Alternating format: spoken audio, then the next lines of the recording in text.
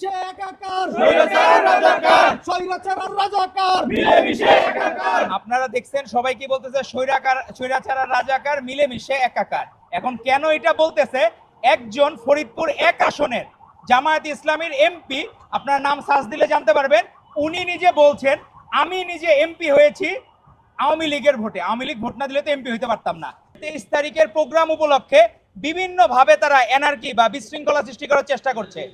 তো আমরা বাংলাদেশ জাতীয়তাবাদী ছাত্র দলের পক্ষ থেকে আমরা তাদেরকে স্পষ্টভাবে জানাতে চাই, আপনারা বাংলাদেশে আর কোনোদিন রাজনীতি করার সুযোগ বাংলাদেশের জনগণ আপনাদেরকে দিবে না। প্রতি সপ্তাহে সর্বোচ্চবার বিকাশ পেমেন্টে 50 জন হবেন পেমেন্ট চ্যাম্পিয়ন। জিতে নিন টিভি সহ আকর্ষণীয় সব প্রাইজ। স্বৈরাচারের দালালেরা হুঁশিয়ার সাবধান, হুঁশিয়ার সাবধান, স্বৈরাচারের দালালেরা, আওয়ামী লীগের দালালেরা হুঁশিয়ার সাবধান, হুঁশিয়ার সাবধান, আওয়ামী লীগের দালালেরা। জামাত শিবির আমাদের যারা বিরোধী মতের আছে এরা অনেকটা গিরগিটির মতো রং বদলায়। আমরা আমাদের ভাইদেরকে দেখলাম মহাখালীতে একটা ছাত্রলীগ নিষিদ্ধ সংগঠনের মিছিল হইল, সেই কনস্টিটিউশনের এমপি হচ্ছে জামায়াত ইসলামী। তো একটা জায়গায় একটা প্রোগ্রাম আয়োজন করতে তো তারা অনেক দিন সময় লাগে। কেন তারা জামাতে ইসলামীর যেসব জায়গায় এমপি আছে তারা স্পষ্টভাবে সেই জায়গাগুলোকে বেছে নিচ্ছে? স্বৈরাচার আর রাজাকার মিলেমিশে একাকার, মিলেমিশে একাকার, স্বৈরাচার রাজাকার, স্বৈরাচার আর রাজাকার মিলেমিশে একাকার। আপনারা দেখছেন সবাই কি বলতেছে, স্বৈরাচার আর রাজাকার মিলেমিশে একাকার। এখন কেন এটা বলতেছে? একজন ফরিদপুর 1 আসনের জামায়াত ইসলামীর এমপি, আপনার নাম সার্চ দিলে জানতে পারবেন, উনি নিজে বলছেন আমি নিজে এমপি হয়েছি আওয়ামী লীগের ভোটে। আওয়ামী লীগ ভোট না দিলে তো এমপি হইতে পারতাম না। তো জামাতে ইসলামী সরাসরি বলতেছে যে আওয়ামী লীগের এরা ভোট দেওয়ার কারণে তারা এমপি হয়েছে। তো এখন কি আপনারা তাদের মানে আছে না যে প্রতিদান দেওয়া, আপনারা কি এখন তাদের প্রতিদান দিচ্ছেন? আর নাকি হাটের যেমন ইজারার দায়িত্ব নেয়, আপনারা কি এখন জামায়াত ইসলামীরা ইজারাদারের দায়িত্ব নিচ্ছেন নাকি এখন আওয়ামী লীগের বা ফ্যাসিস্টদের দোসরদেরকে পুনর্বাসনের জন্য? এটা বাংলাদেশের মানুষ এখন জানতে চায় আপনাদের কাছে। আপনারা কেন এক এক সময় এক এক গ্রুপে থাকেন? কোনোদিন আমরা দেখলাম না শিবির তাদের কমিটি প্রকাশ করতে কোনো জায়গায়। তো আমরা চাবো আপনারা প্রত্যেকটা জায়গায় আপনাদের কমিটিগুলো প্রকাশ করবেন। আর আমরা দেখলাম যে জামাতের এরা এখন অনেকটা অভিভাবকত্ব নিছে, নিষিদ্ধ লীগের, নিষিদ্ধ আওয়ামী লীগ আর ছাত্র লীগের অভিভাবকত্ব নিয়েছে জামায়াত ইসলামী। আমরা এর তীব্র নিন্দা ও প্রতিবাদ জানাই। তারা স্পষ্টভাবে বলছে আওয়ামী লীগ ভোট না দিলে তারা এমপি হইতে পারতো না। তো তাদের এই গোপন প্রেমের কথা সারা বাংলাদেশের মানুষ জানে। এখন আর গোপন প্রেম নাই, সবাই জেনে গেছে আপনাদের সেই পুরানো প্রেমের কথা। এরশাদের আমলেও আপনারা তখন ঠিকই লীগের সাথে যে প্রেম করেছিলেন, আপসহীন দেশনেত্রী বেগম খালেদা জিয়া বলেছিলেন যারা নির্বাচনে যাবে এরশাদের অধীনে তারা জাতীয় বেঈমান হিসেবে স্বীকৃত হবে। আপনারা ঠিকই জাতীয় বেঈমান হিসেবে আওয়ামী লীগের সাথে অতীতে নির্বাচনে গিয়েছিলেন। মিলেমিশে একাকার, মিলেমিশে একাকার, স্বৈরাচার রাজাকার, স্বৈরাচার আর রাজাকার মিলেমিশে একাকার, মিলেমিশে একাকার, স্বৈরাচার রাজাকার।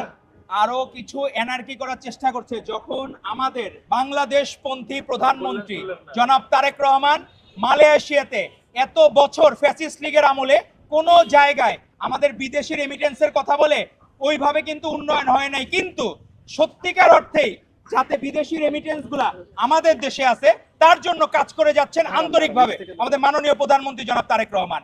যে সময় উনি এখন ঐতিহাসিক মালয়েশিয়া এবং চায়না সফরে যাচ্ছেন, তখনই দেখলাম বিভিন্ন জায়গায় বিভিন্ন জনের চুলকানি শুরু হয়ে গেছে। আজকে ঐতিহাসিকভাবে 91 সালে যখন প্রতিবেশী দেশ অখুশি হয়েছিল যে তখন বেগম খালেদা জিয়ার নেতৃত্বে অভূতপূর্ব বিজয় সাধিত হয়েছিল বাংলাদেশে বেগম খালেদা জিয়ার নেতৃত্বে, সেই সময়ও কিন্তু এই পুশিনগুলা তখন থেকে শুরু হয়েছে। যখনই বাংলাদেশের সাম্য অবস্থা তৈরি হয় তখনই আমাদের প্রতিবেশী বন্ধুরা বিভিন্নভাবে আমাদেরকে হেয় প্রতিপন্ন করার চেষ্টা করে। তো আমরা দেখলাম আমাদের কিছু এই বাংলাদেশেরই নাগরিক স্বেচ্ছাসেবক লীগের সাবেক নেত্রী তারা বলতেছে যে সনাতন ধর্মাবলম্বী এদের জন্য আলাদা প্রদেশ চায়। আমি আমার সাংবাদিক বন্ধু সহ আমাদের এইখানেও সনাতন ধর্মাবলম্বী অনেকেই আছে, ছাত্রদল করে। আমাদের দেশের মতো কোন দেশে এই সনাতনী ধর্মাবলম্বী, আমরা জামাই আদর বলি না, কোন দেশে এরকম জামাই আদর করা হয় না সনাতনী ধর্মাবলম্বীদের। আমরা যখন ছোটবেলায় স্কুলে পড়তাম, আমাদের যারা হিন্দু বন্ধুরা ছিল বা অন্য ধর্মাবলম্বী বন্ধুরা ছিল, তাদেরকে বাসায় সবচেয়ে বেশি ভালো খাবার আমাদের এই মায়েরা আমাদের বাবারাই দিত সব সময়, তাদেরকে অতিথি আপ্যায়নের জন্য। আমাদের যে বাংলাদেশ সবচেয়ে অতিথি আপ্যায়নে বিশ্বক্ষেত্রে যে মন জয় করে সনাতনী ধর্মাবলম্বী প্রত্যেকটা ভাই বোন এই বাংলাদেশে জামায় আদরে থাকে। তারপরেও অনেকে ইচ্ছাকৃতভাবে এই জিনিসগুলো এনার্কি করতে চায়। কেন তারা করতে চায়?